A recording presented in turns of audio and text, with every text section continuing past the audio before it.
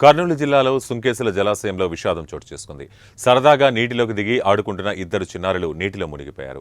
వారిని కాపాడబోయిన తండ్రి నీట మునిగి మృతి చెందారు.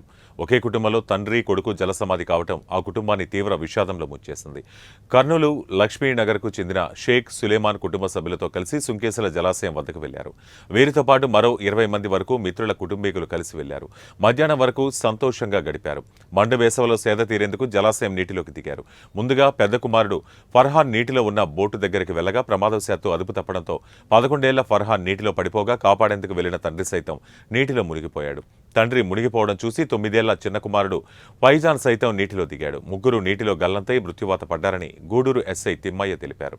ఈ సంఘటనపై కేసు నమోదు చేసుకుని దర్యాప్తు చేస్తున్నారు. ఒకేసారి కుటుంబంలో తండ్రి, ఇద్దరు కుమారులు చనిపోవడంతో ఆ కుటుంబం కోలుకోలేని విషాదంలో కుమిలిపోయింది. కర్నూలు టౌన్లో ఉన్న షేక్ సులేమాను, అతని ఇద్దరు కొడుకులు మరియు భార్య, పెద్ద కూతురు, వీళ్ళు నలుగురు కలిసి 2 టూ-వీలర్లలో ఈ భార్య వచ్చేసి కూతురుని ఎక్కించుకొని పోయింది. ఈ షేక్ సులేమాను అతని ఇద్దరు కొడుకులను ఎక్కించుకొని నిన్నటి దినము మధ్యాహ్నం సుంకేసులో ఉన్న డ్యామ్ దగ్గరికి ఈ రంజాన్ పండుగ అయిపోయిన సందర్భంగా కొద్దిగా డిన్నర్ పార్టీ ఏర్పాటు చేసుకున్నారు.